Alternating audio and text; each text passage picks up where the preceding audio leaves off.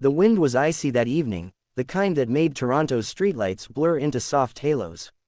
Mark pulled his coat tighter as he hurried his 8-year-old daughter, Lily, toward their favorite small food truck near the corner of Dundas. It had been a long day of work for him, and Lily had been excited all afternoon about getting hot poutine, her favorite. But as they reached the truck, something caught Lily's attention before they could order: a woman sitting alone on the sidewalk, arms wrapped around herself, her face pale from hunger and exhaustion. She wasn't begging, she wasn't speaking, she was just sitting there, staring at the ground as if she didn't expect anything from anyone anymore. People walked past her the way people often do, pretending not to notice. Mark didn't see her at first, but Lily tugged on his jacket with urgency he had never felt from her before. "Daddy," she whispered, her voice trembling, "she looks so hungry." Mark finally noticed the woman. He froze. He had seen people struggling before, but there was something different this time. Maybe it was because Lily was seeing it too.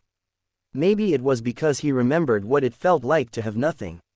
Years ago, when Lily was just a baby, Mark had lost his job and survived only because strangers had shown him unexpected kindness. He swallowed the memory down, not wanting Lily to see the heaviness in his eyes. Their food finally came, 2 warm servings of poutine, steam curling into the cold air. Mark handed one to Lily, but she didn't take a bite. Instead, she looked back at the woman, her eyes soft and unsure. "Daddy," she asked quietly, "can we share our food?" The question stopped time. Mark felt his throat tighten. He looked at his daughter, this little girl with such a big heart, and he suddenly felt proud in a way he hadn't expected. He knelt beside her. "Are you sure, sweetheart?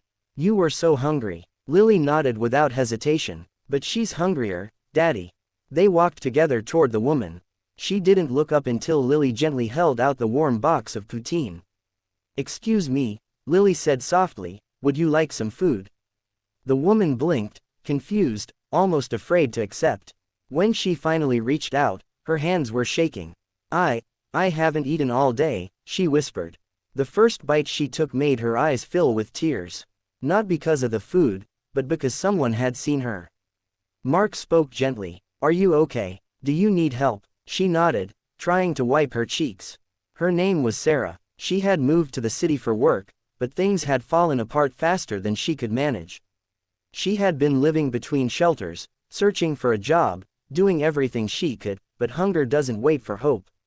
As she spoke, Mark felt that familiar ache again, the memory of struggle, of fear, of feeling invisible. He glanced at Lily, who was standing close, listening carefully.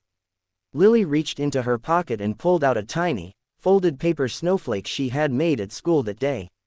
She handed it to Sarah like it was the most precious thing she owned.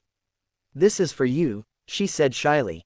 "My teacher said snowflakes mean everyone is special." That was the moment Sarah broke. She covered her face and began to cry, not from sadness, but from the sudden reminder that kindness still existed in the world. Mark sat beside her, offering her his food as well. Sarah tried to refuse, but he insisted.